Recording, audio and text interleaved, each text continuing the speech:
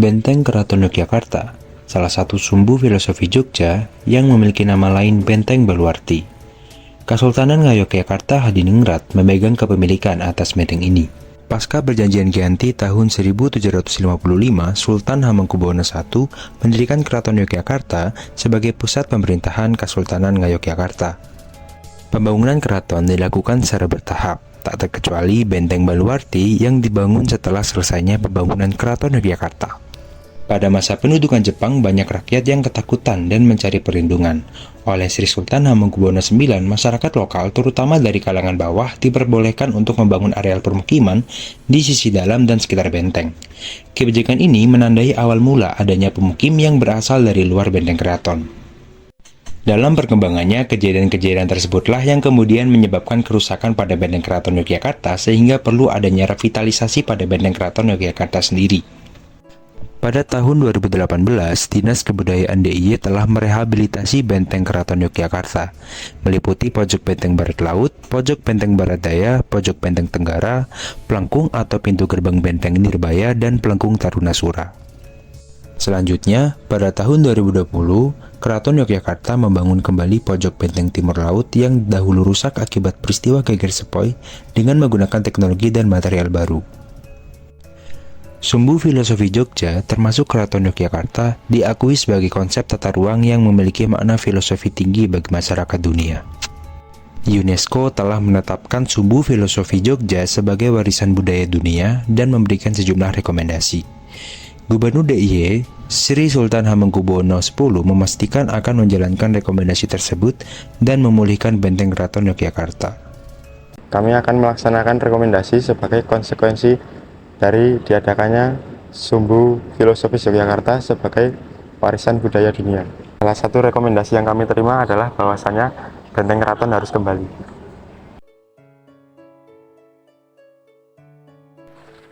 Pendekatan perencanaan master planning.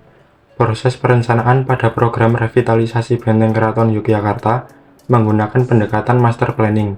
Master planning sendiri adalah perencanaan yang sepenuhnya ditentukan oleh pemilik kekuasaan atau raja. Dalam penerapannya, konsep master planning sendiri digunakan oleh pihak keraton untuk merelokasi Benteng Keraton Yogyakarta.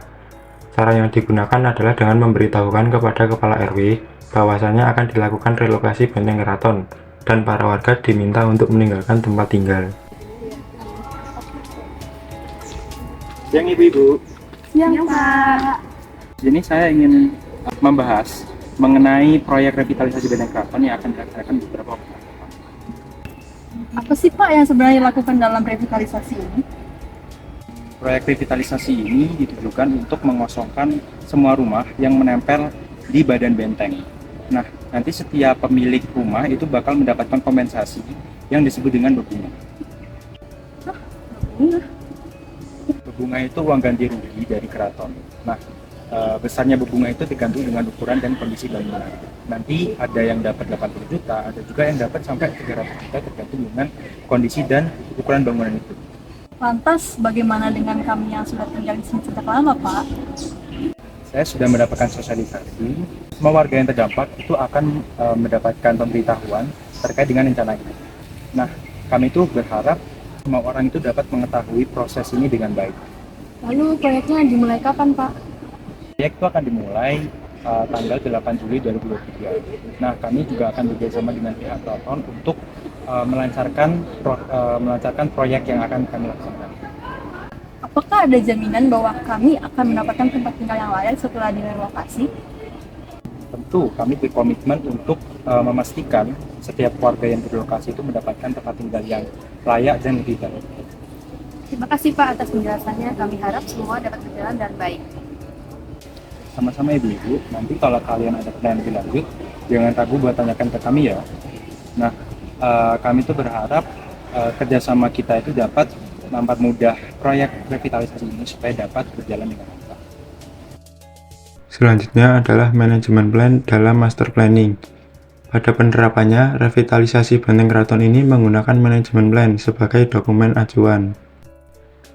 Manajemen plan adalah sebuah dokumen yang digunakan untuk mengelola warisan budaya dan cagar budaya atau WBCB dan berfungsi untuk mengidentifikasi nilai sejarah suatu tempat. Selanjutnya adalah penerapan manajemen plan.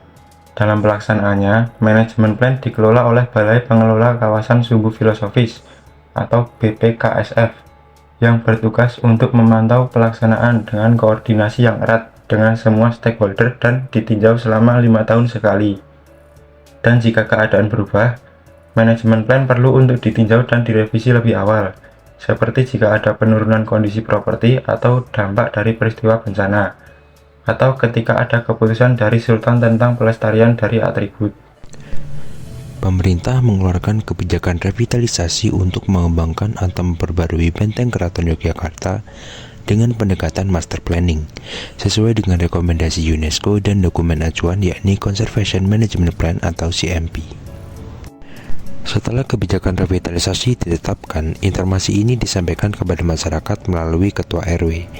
Peran Ketua RW adalah menjadi perantara antara pemerintah dan warga untuk memastikan bahwa seluruh warga terdampak mengetahui rencana revitalisasi dan dapat menyiapkan diri menghadapi perubahan yang akan terjadi dalam waktu dekat. Hingga saat ini, proyek revitalisasi berlangsung dan diperkirakan selesai pada 2025 mendatang. Pemerintah terus melaksanakan proyek ini sesuai rencana yang telah disosialisasikan dengan tujuan untuk mencapai perbaikan di wilayah yang direvitalisasi. Progres proyek ini dipantau secara berkala untuk memastikan kesesuaian dengan tujuan yang telah ditetapkan. Pemerintah memberikan bebungah atau kompensasi kepada masyarakat yang terdampak langsung oleh revitalisasi. Langkah ini diambil untuk mengurangi dampak negatif dari proyek revitalisasi terhadap warga yang mungkin harus beradaptasi atau pindah sementara. Berikut adalah beberapa stakeholders yang berperan dalam revitalisasi Benteng Keraton Yogyakarta. Yang pertama, UNESCO. Berperan dalam merekomendasikan revitalisasi Benteng Keraton Yogyakarta setelah Sumbu Filosofi Yogyakarta ditetapkan sebagai warisan budaya dunia. UNESCO mengeluarkan 7 rekomendasi yang mendasari direncanakan dan dijalankannya revitalisasi Benteng Keraton Yogyakarta. Yang kedua adalah pemerintah di Yogyakarta. Di antaranya yang pertama, pemerintah daerah DIY. Berperan untuk memastikan warga yang direlokasi akan mendapatkan bebungah atau kompensasi yang sepadan dari keraton. Yang kedua, Gubernur DIY Sri Sultan Hamengkubuwono X berperan dalam menegaskan relokasi permukiman warga Jeron Benteng Keraton demi pengembalian kawasan Sumbu Filosofi, tetapi tetap memperhatikan masyarakat yang terdampak revitalisasi. Dan yang ketiga adalah Kepala Dinas Kebudayaan Kunda Kabudayaan DIY berperan dalam menyiapkan pemugaran Benteng Keraton Yogyakarta yang akan difungsikan kembali seperti semula. Yang ketiga adalah masyarakat. Peran masyarakat dalam hal ini hanya mengikuti arahan dari pemerintah setempat, mengingat tanah mereka adalah tanah Magersari atau tanah milik keraton, jadi mereka tidak bisa berbuat lebih. Mereka hanya diminta untuk mengosongkan tempat tersebut dan diberikan bebungah sebagai bentuk perhatian dari Keraton Yogyakarta. Refleksi kritis dan pembelajaran apakah yang bisa diambil? Pemberian uang insentif kepada masyarakat yang terdampak. Pemerintah Kota Yogyakarta memberikan uang insentif kepada masyarakat yang terdampak walaupun tanah yang dipakai adalah tanah milik keraton sendiri, sehingga masyarakat tidak merasa dirugikan dari penggusuran bangunan mereka. Pemerintah Kota Yogyakarta juga memberitahukan terlebih dahulu kepada masyarakat terkait dengan program revitalisasi ini. Hal tersebut merupakan salah satu aspek penting dalam perencanaan, yaitu pemberitahuan kepada publik. Selain itu, usaha pelestarian kawasan cagar budaya dapat menjadi contoh yang baik bagi daerah lain, karena sudah sepantasnya warisan budaya yang ada harus dapat terjaga dengan baik sebagai warisan leluhur dan bukti dari perkembangan sejarah yang ada.